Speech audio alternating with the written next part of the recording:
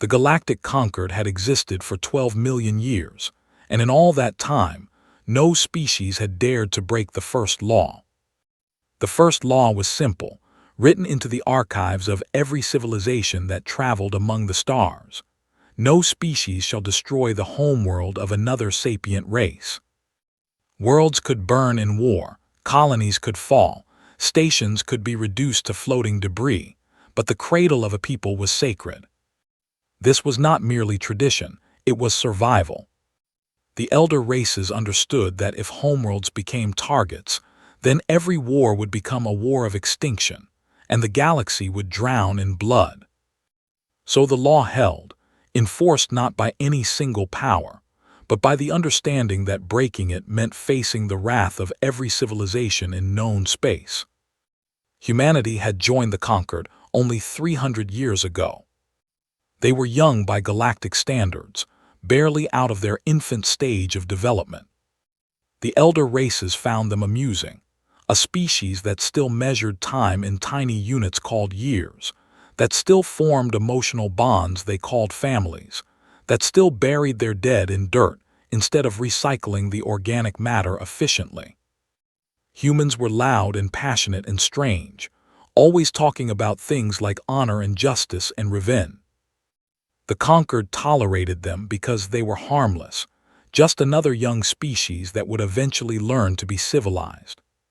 Some of the elder races even found humans endearing, like watching a child take its first steps. The Velkari Dominion did not share this view. The Velkari were an old species, proud and cold, with 17 worlds under their control, and a fleet that numbered in the tens of thousands. They had watched humanity spread across 47 colony worlds in just 3 centuries, breeding and building at a pace that made the elder races uncomfortable.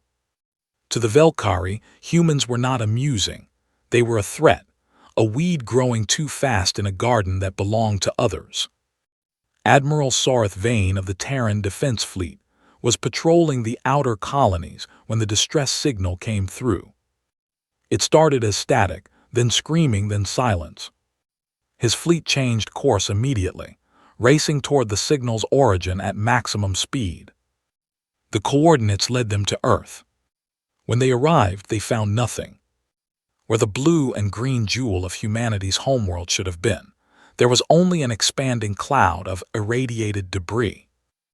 8 billion people, mothers, fathers, children, artists, scientists, dreamers, reduced to ash and dust floating in the cold void of space.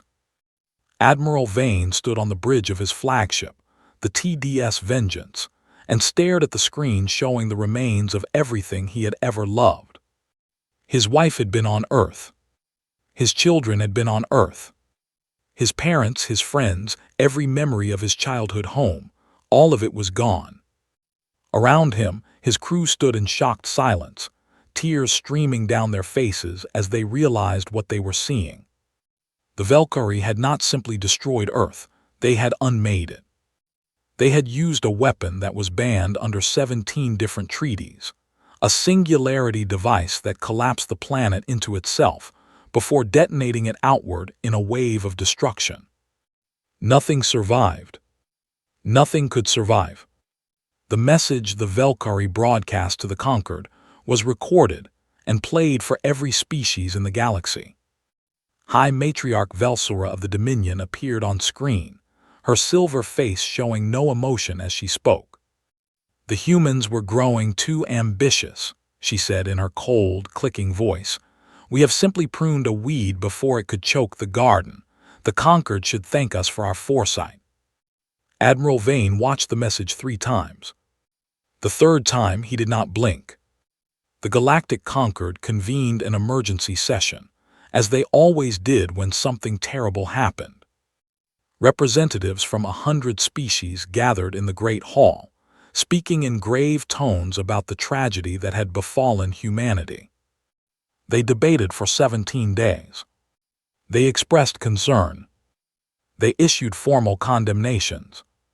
And in the end, they voted to impose economic sanctions on the Velkari Dominion, restricted trade routes and limited access to certain markets.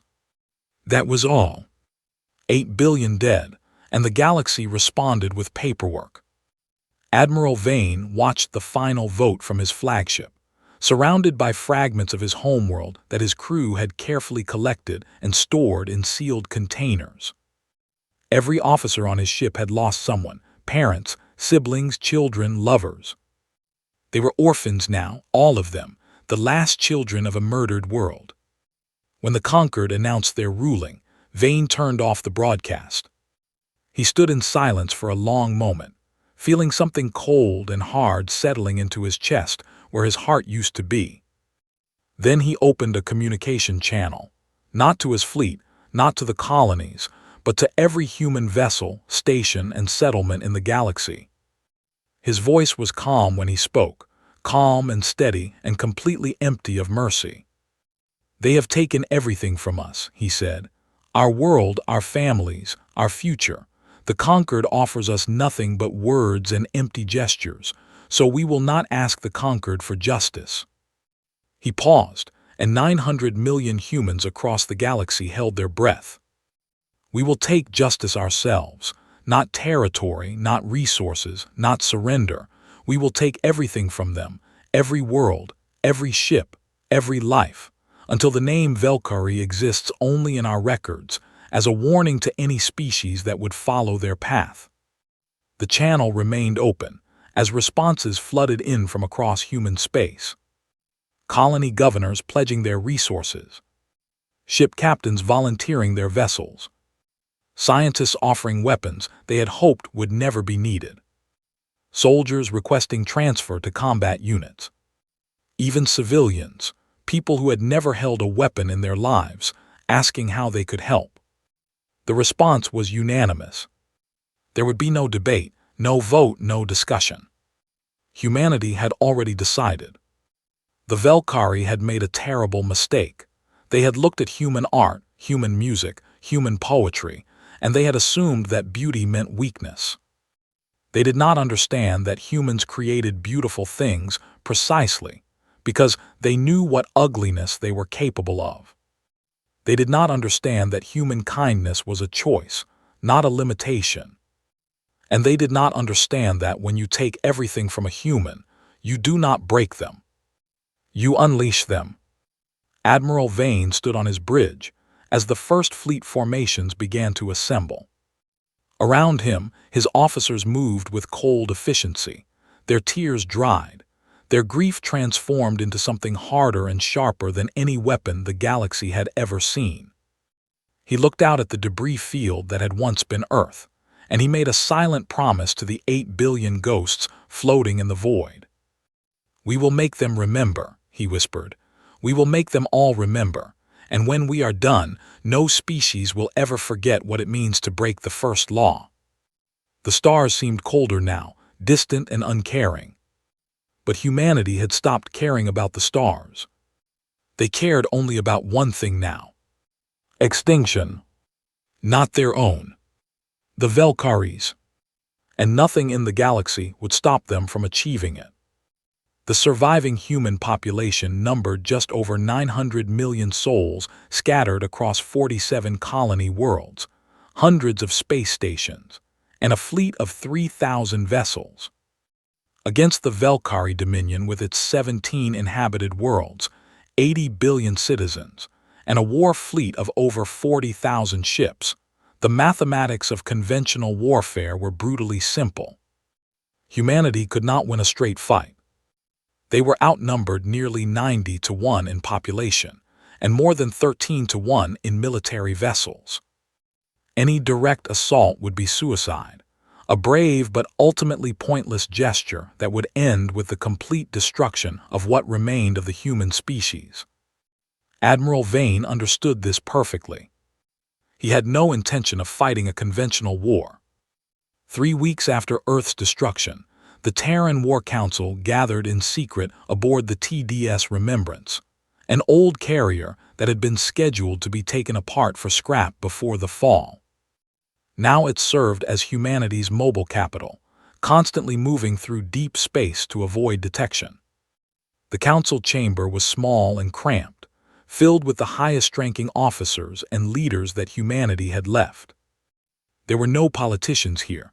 The politicians had all been on Earth. These were soldiers, scientists, and colony administrators, people who understood that survival required action, not speeches. Dr. Elena Vasquez stood at the center of the room, her gray hair pulled back tight, her eyes showing the same cold determination that had become common among humans since the fall. She had been the lead researcher on a project called the Prometheus Initiative, a weapons development program that had been sealed and forbidden under conquered law decades ago. "The Velkari believe they understand us," she began, her voice steady. "They have studied our art and our music and our literature, and they have concluded that we are a soft species, too emotional and sentimental to pose a real threat." She touched a control panel, and holographic images appeared in the air, schematics and diagrams that made several of the military officers go pale. "They do not understand that our art exists because of what lies beneath it. We create beauty because we know, better than any other species in this galaxy, exactly what ugliness we are capable of." The schematics showed weapons that made the Velkari Singularity Bomb look like a child's toy. Planet crackers that could split a world in half with a single strike. Star eaters that could destabilize a sun and trigger a supernova. Engineered biological agents designed to target specific genetic structures, capable of wiping out an entire species while leaving all other life untouched. Swarm weapons, nanoscopic machines that could be seeded into a planet's water supply and activated remotely to dissolve organic matter at the cellular level. The Prometheus Initiative had been humanity's darkest secret, a collection of weapons so terrible that the scientists who created them had begged the government to lock them away forever. They had been created during humanity's early expansion, when the universe seemed full of potential threats and survival was uncertain. Once humanity joined the conquered and realized that the galaxy was relatively peaceful, the weapons were sealed in hidden vaults, the research was classified at the highest level, and everyone involved was sworn to secrecy. Now those vaults were being opened. Dr. Vasquez continued, "The Velkari have 17 worlds. We have the means to destroy all of them, along with every ship and station they possess. The question before this council is simple. Do we have the will to use these weapons, knowing what they will do?" Admiral Vane stood, his face a mask of stone. "The Velkari murdered 8 billion of our people," he said. "They did not offer surrender. They did not make demands. They simply erased our homeworld because they found us inconvenient. There is nothing to discuss. We will do to them exactly what they did to us." The vote was unanimous. Over the following months, humanity appeared to do nothing. The Velkari watched their sensors and saw human ships going about normal business, freighters moving cargo, patrol vessels maintaining routes, colony ships traveling between settlements. The conquered received reports that humans were processing their grief and showed no signs of military mobilization. The elder races nodded sagely and said that the humans were being sensible, accepting the reality of their situation and moving on. The Velkari mocked them openly. "Look at the humans," High Matriarch Velsora announced in a broadcast that was played across the Dominion. "They weep and mourn while we prosper. They lack the strength to challenge us, just as we predicted. The weed has been pulled, and the garden grows peaceful once more." She did not notice the human freighters that had been making quiet trips into Velkari space, vessels that claimed to be carrying trade goods, but actually held something far more dangerous. She did not notice the hundreds of human agents who had slipped into Velkari society, posing as workers and servants and merchants, integrating themselves into positions where they could access water treatment facilities and food distribution centers. She did not notice the microscopic machines being seeded into the water supplies of every major Velkari city, dormant and undetectable, waiting for a signal that had not yet been sent. and she certainly did not notice Admiral Vane's true fleet. The 3,000 ships that the Valkyrie knew about were a distraction, a visible force meant to be watched and monitored. The real fleet was being assembled in the dark spaces between stars, in regions so far from any sun that no sensor could reach them. Every human with a ship answered the call. Mining vessels were retrofitted with weapons. Cargo haulers were converted into troop transports. Private yachts were stripped down and rebuilt as fast attack craft.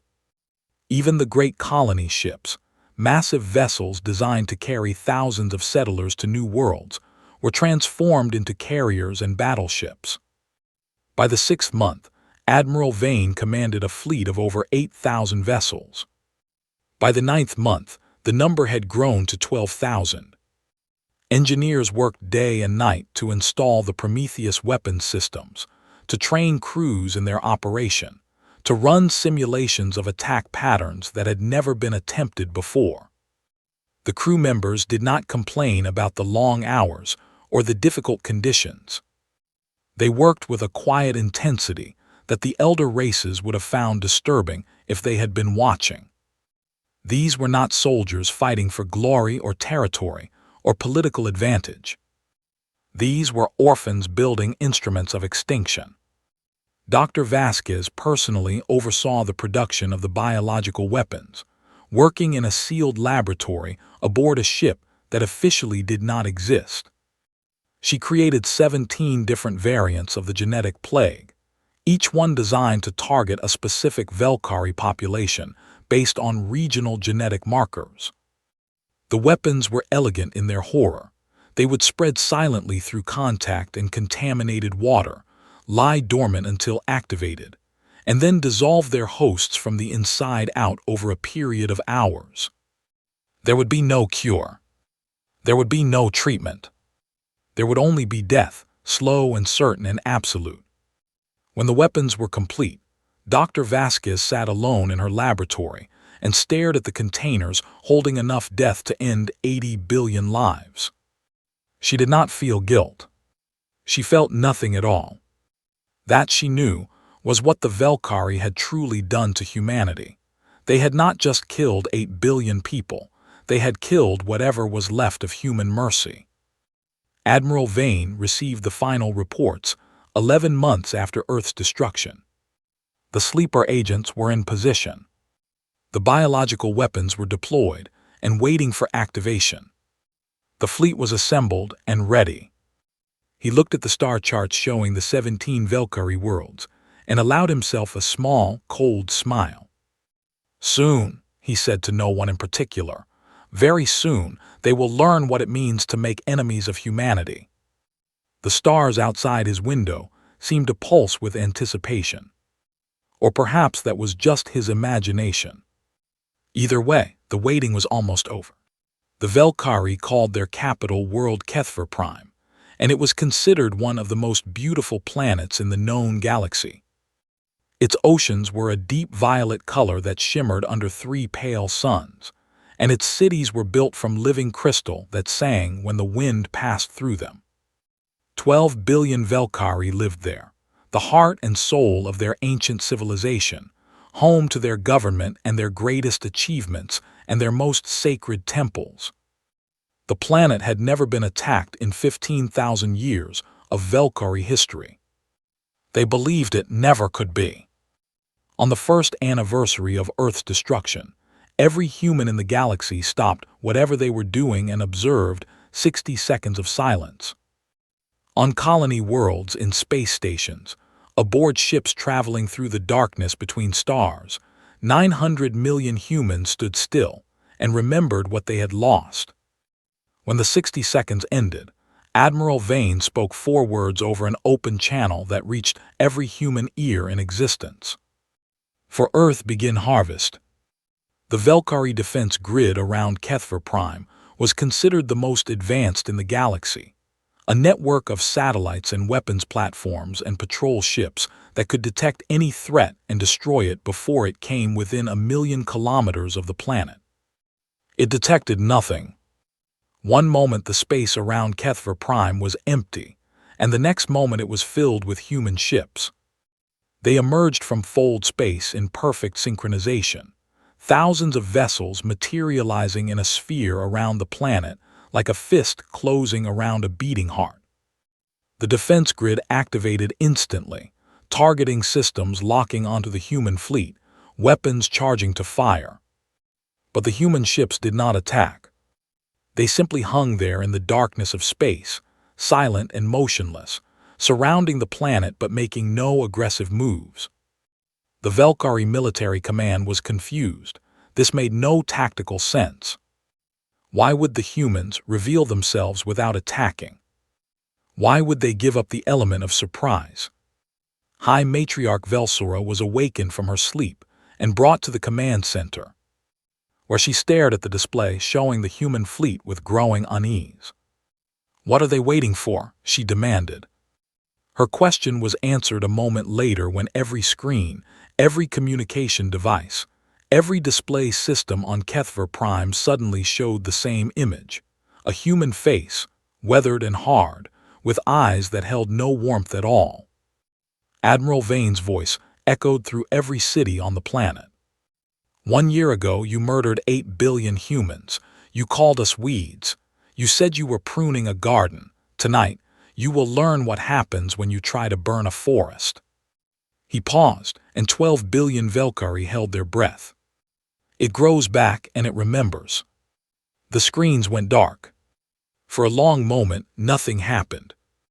The Velkari military prepared for the attack they knew was coming, charging weapons and raising shields and deploying fighters from their orbital platforms. But the human fleet remained motionless. Then the reports started coming in from the surface. Something was wrong with the water. People who had drunk from the public supplies in the last 6 months were collapsing, their silver skin turning gray, their bodies beginning to dissolve from the inside out. The nanoscopic machines that had been seeded into the water system had been dormant for months, spreading through the population, replicating themselves, waiting. Now they were awake. The plague swept through the cities of Keth Prime like a wave, moving faster than any natural disease could spread because it was not a disease. It was a weapon, designed by the most brilliant scientists humanity had ever produced, tested in simulations 1,000 times to ensure maximum efficiency. There was no cure. There was no treatment. There was only death, slow enough to be felt, fast enough that no one could escape. The Velkari military launched a desperate counterattack, sending their ships against the human fleet in a fury of weapons, fire, and righteous anger. They were slaughtered.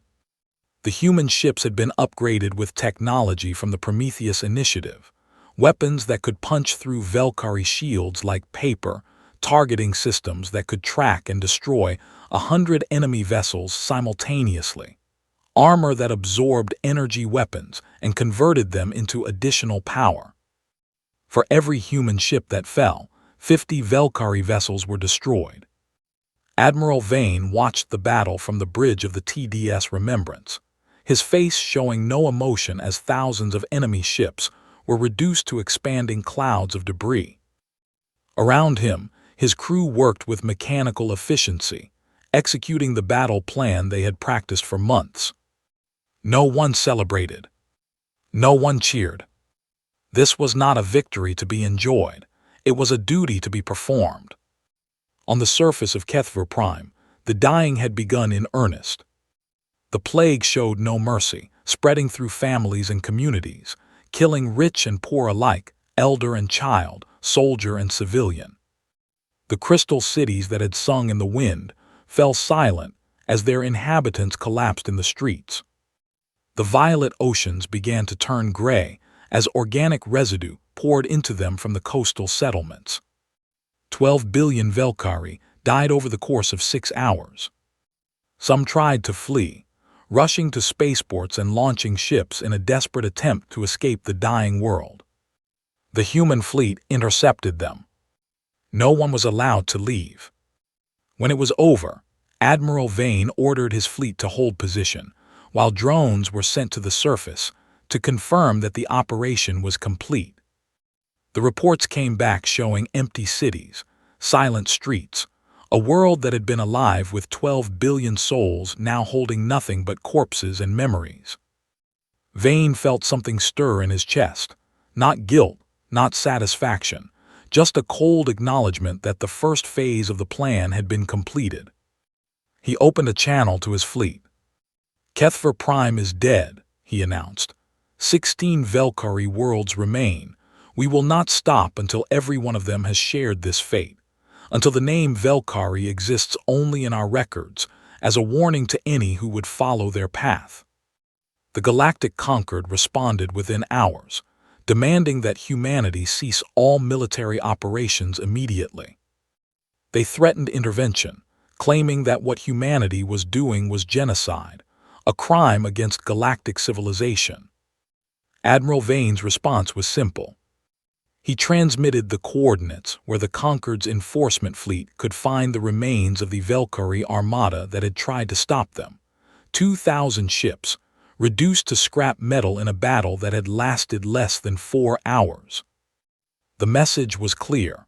The Conquered could not stop humanity even if they wanted to. The elder races watched in horror as the implications became clear. This was not a war as the galaxy understood the concept. This was extermination, systematic and absolute, carried out by a species that had nothing left to lose and everything to avenge. The Krethii ambassador sent a private message to Admiral Vane, pleading with him to show mercy. "You are becoming monsters," the message read. "You are becoming worse than the Valkyrie ever were. Please, stop this madness before you lose whatever humanity you have left." Vane read the message and deleted it without responding. The ambassador was wrong about one thing. Humanity had not lost anything. They had simply stopped pretending that the monster had never existed. It had always been there, lurking beneath the surface, held in check by civilization and morality, and the belief that kindness was better than cruelty. The Valkyrie had killed that belief, along with 8 billion innocent people. Now the monster was free. And it was hungry. The campaign to destroy the Valkyrie Dominion lasted 3 years. In that time, humanity did not conquer a single world, did not occupy a single city, did not claim a single resource. They simply ended things, one planet at a time, with a methodical precision that made the elder races sick with fear. Each Valkyrie world received the same treatment. First, the human fleet would appear without warning, emerging from fold space to surround the planet in an unbreakable ring of death. Then a message would be broadcast to every screen and speaker on the surface, always the same 2 words, "For Earth." Then the dying would begin. Some worlds were destroyed quickly, their surfaces turned to glass by orbital bombardment from weapons that should not have existed. Others were killed slowly, the biological plague released into their populations to spread and consume over days and weeks. A few were simply crushed, gravity weapons pulling the planets apart from the inside until they collapsed into fields of spinning debris. The method varied, but the result was always the same. Another Valkyrie world erased from existence. Another billion lives ended. Another step toward the complete extinction of a species that had dared to break the first law. Some Valkyrie tried to fight back, gathering their remaining fleets and launching desperate attacks against human positions. They were destroyed without exception. The weapons of the Prometheus initiative were simply too powerful, too advanced, designed by scientists who had spent decades imagining the worst possible scenarios and creating tools to survive them. A Valkyrie battle fleet of 500 ships attacked a human supply convoy and was wiped out in 17 minutes. A coordinated assault by 3,000 vessels against the human mobile command base ended with every attacking ship reduced to scattered atoms. The Valkyrie had believed themselves to be one of the great military powers of the galaxy. Against humanity's fury, they were nothing. Some Velkari tried to surrender. Delegations were sent to the human fleet, carrying messages of peace and offers of unconditional capitulation. They offered reparations, entire planets' worth of resources, centuries of labor, anything humanity wanted.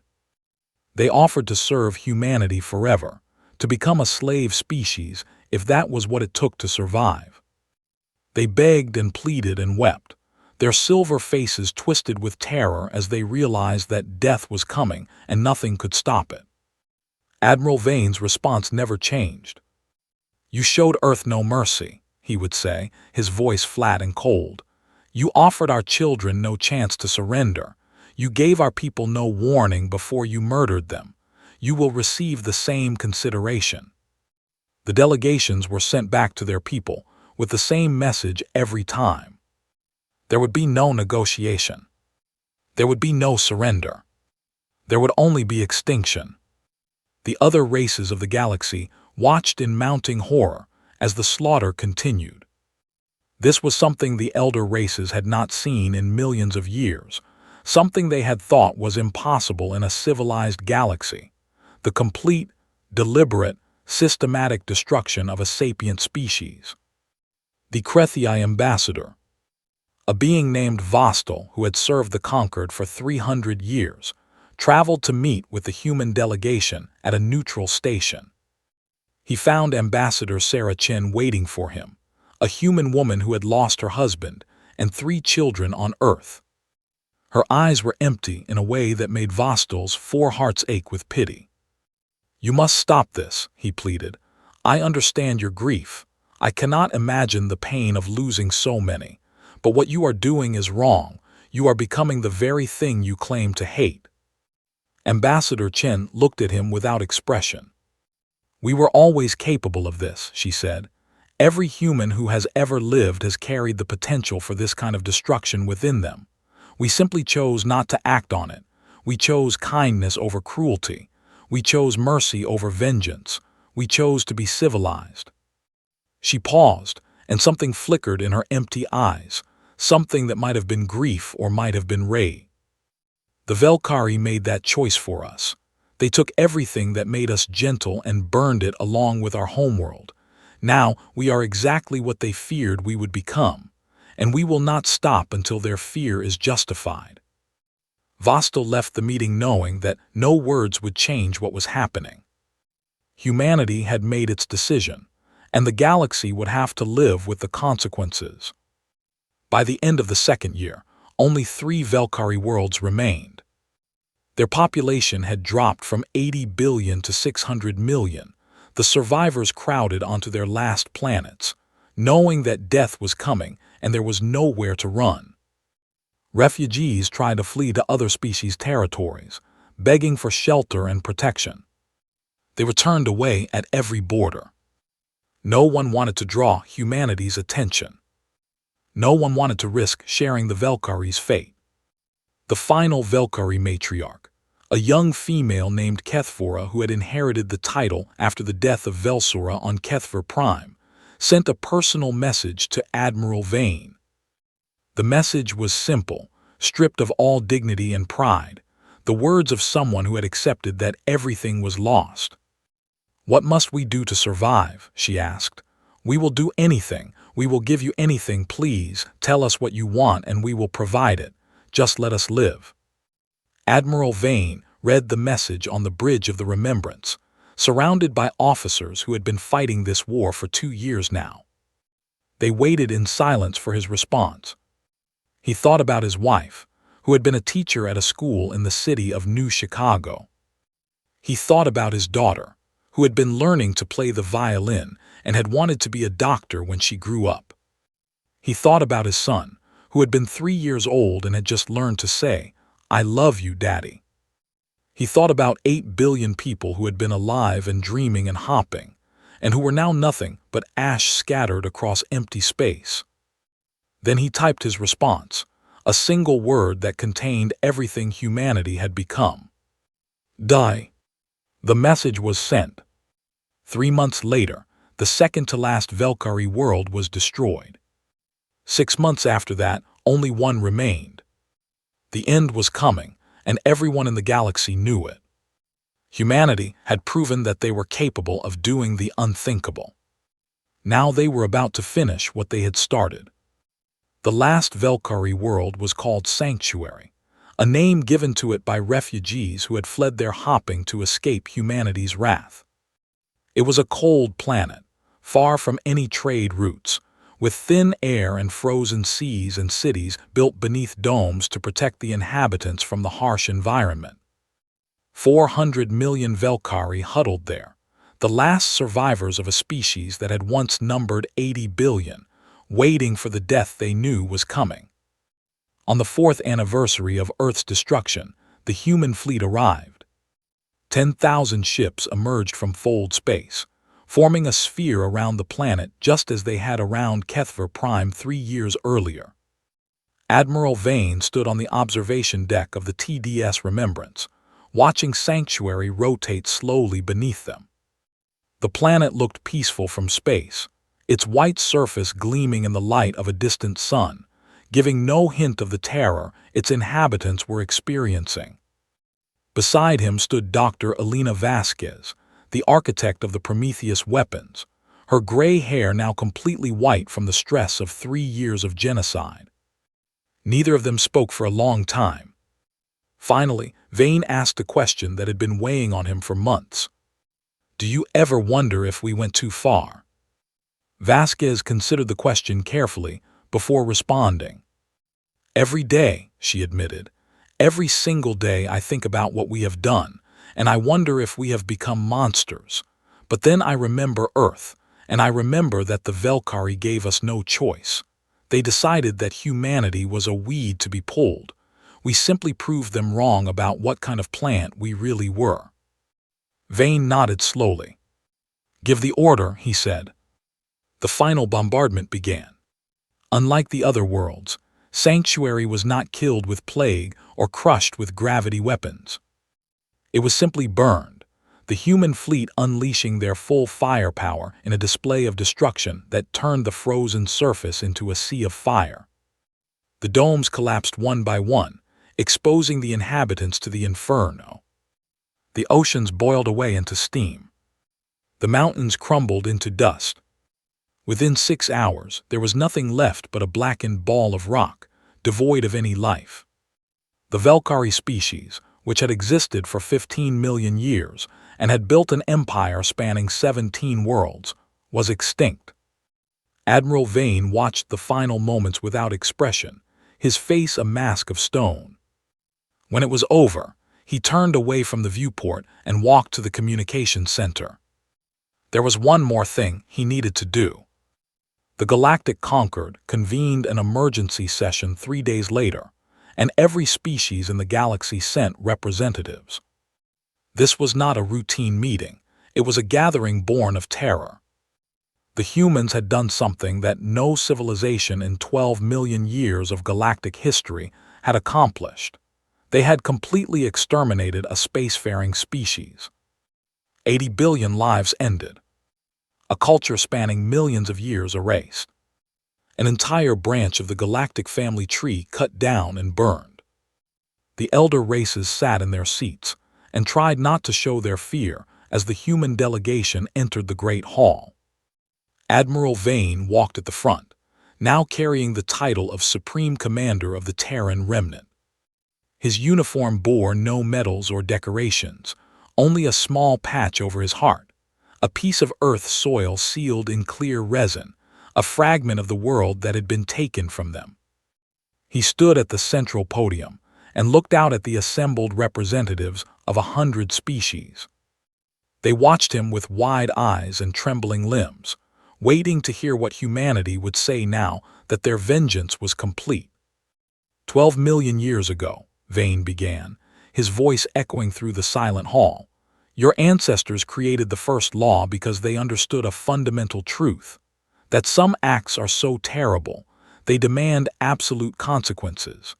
The destruction of a homeworld was declared forbidden because your ancestors knew that allowing such acts would lead to endless cycles of extinction and revenge. He paused, letting his words sink in. But you forgot why the law existed, Over millions of years, you let it become tradition. Then tradition became suggestion. Then suggestion became inconvenience. The Velkari destroyed Earth, and you responded with economic sanctions.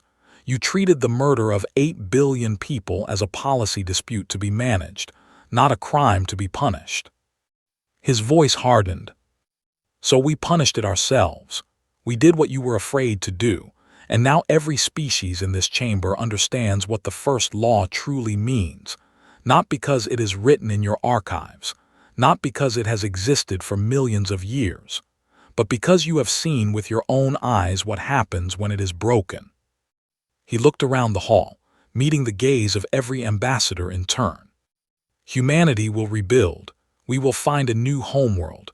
We will grow and heal, and perhaps, in time, we will learn to be gentle again. But let this day be remembered as a lesson to all who come after. He placed his hand over the patch of earth soil on his chest. We were not always monsters. We chose to be kind because we could afford to. The Velkari took that choice from us, and we showed them what lies beneath human kindness. Every species in this galaxy now knows that same truth. He stepped back from the podium. Break the first law again, and you will learn it too. The human delegation left the hall in silence. No one tried to stop them. No one spoke a word. In the years that followed, the first law was revised and strengthened, given new enforcement mechanisms and new consequences. But more importantly, it was renamed. It was no longer called the Covenant of Stars, the ancient agreement made by the elder races millions of years ago. It was called the Human Doctrine. And in the 12 million years that followed, across all the species that rose and fell and spread among the stars,